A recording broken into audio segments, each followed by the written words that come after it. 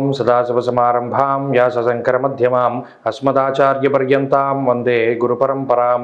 జ్యోతిషాస్త్రాన్ని భావితరాల వారికి ప్రసాదించిన ఋషుల యొక్క పాదపద్మాలకి నమస్కారం చేసుకుంటూ, అలాగే నాకు ఈ జ్యోతిష విద్యను నేర్పిన గురువర్యులు జ్యోతిష బ్రహ్మ కీర్తిశేషులు శ్రీ ఈరంకి సూర్యనారాయణమూర్తి గారు, సూర్యశ్రీ దైవజ్ఞ గారి యొక్క పాదపద్మాలకి నమస్కారం చేసుకుంటూ, ఓం శ్రీ మహాగణాధిపతి నమః, శ్రీ గురుభ్యో నమః, హరి ఓం.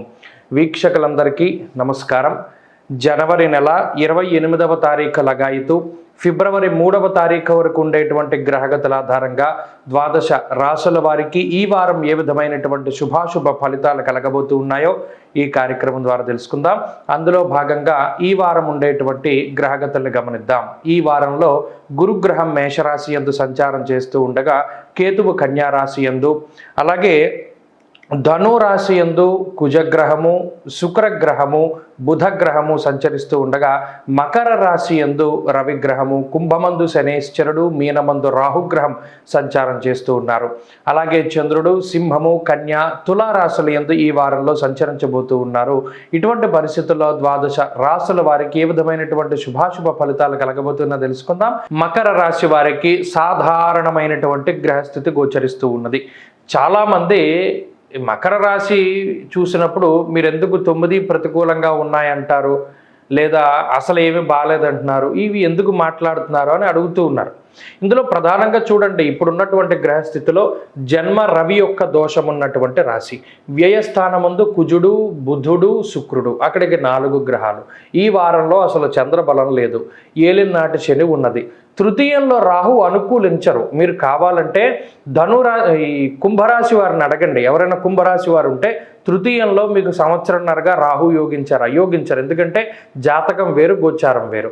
అటు రాహు బలము లేదు, అర్ధాష్టమ గురు బలము లేదు. మరి ఇలా ఏ గ్రహం చూసినా ప్రతికూలంగా ఉన్నప్పుడు ఏం చెయ్యాలి? చాలా జాగ్రత్తగా వ్యవహరించాలి. ఇప్పుడు గ్రహస్థితి 9 గ్రహాలు ప్రతికూలంగా ఉంటే ఏ ప్రాణాపాయాలు ఏమీ జరగవు కదా. కాకపోతే ఏమవుతుంది, అదేదో దాంట్లో చెప్పినప్పుడు అరటిపండు తిన్నా పన్ను ఇరుగుతుంది 9 గ్రహాలు బాగా లేకపోతే.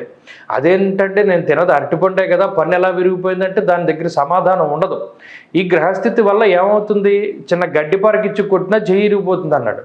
కాబట్టి ఏం చేయాలి అంటే చాలా జాగ్రత్తగా వ్యవహరించాలి, ఇంతకుమించింది ఏం లేదు. ఇప్పుడు ఈ వారంలో వ్యయమందు శుక్ర బుధ కుజగ్రహాలు, జన్మరాశి యందు రవి. దీనివల్ల ఏమవుతుంది, తిరగడమే అసలు జీవితంలో.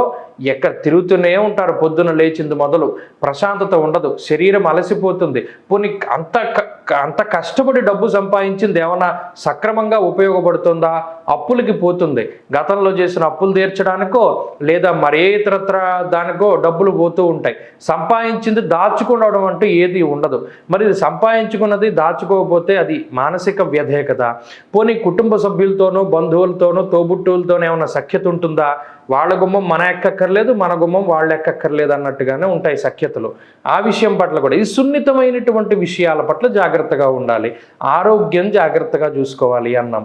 ఇలా జాగ్రత్తలే చెబుతూ ఉన్నాం. ఎందుకంటే ఒక గ్రహం వ్యతిరేక ఫలితం గురించి మనం మాట్లాడితే భయపడతారు కాబట్టి 9 గ్రహాలు బాగా లేదు, సాత్వికమైన ధోరణే. అయితే ఇది ఎంతో కాలం ఉండదు, మరి మారుతూ వస్తుంది. 9 గ్రహాలు బాగా లేకపోవడం వల్ల స్థితులు ఎప్పుడు ఒకేలా ఉండవు కదా, మారుతూ ఉంటాయి. ఆ కాలం మారినప్పుడు మరలా నేనే చెప్తాను. ఇప్పుడు వృశ్చిక రాశి వారికి గతంలో అలా ఉండేది, ఇప్పుడు వారిది బాగుంది. అలాగే కుంభం వాళ్ళది అలా ఉండేది, బాగుంది. కుంభం బాగుంది అని చెప్పేటప్పుడు వాళ్ళే నమ్మలేదు, ఇప్పుడు మరలా వారు మెసేజ్లు పెడుతున్నారు. కాబట్టి మకర రాశి వారు ఏం చేసినా జాగ్రత్తగా ఉండండి, ఎవరిని నమ్మకండి, అప్పులు ఇవ్వకండి, తెచ్చిన డబ్బు సక్రమంగా వినియోగించుకోండి, వ్యసనాల జోలికి వెళ్ళకండి. ఇవన్నీ కూడా ఈ వారంలో కూడా జాగ్రత్తగా చూసుకోవాలి. ప్రత్యేకించి ఉద్యోగం మారేటువంటి పరిస్థితుల్లో ఉన్నప్పుడు 1-2 సార్లు ఆలోచన చేయాలి. ఈ వారంలో ఉద్యోగ మార్పు అంత మంచిది కాదు. వ్యాపార లాభానికి ప్రయత్నం చేస్తారు, ఆశించినటువంటి స్థాయిలో ఫలితాలు ఉంటాయి.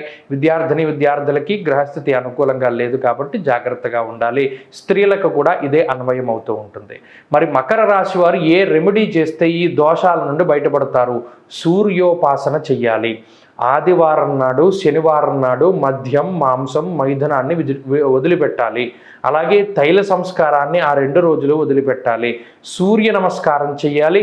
సూర్యుడికి అర్ఘ్యాన్ని వదిలిపెట్టాలి. ఉదయం లేవగానే ఆదిత్య హృదయం చదివితే ఏ సమస్య ఉండదు.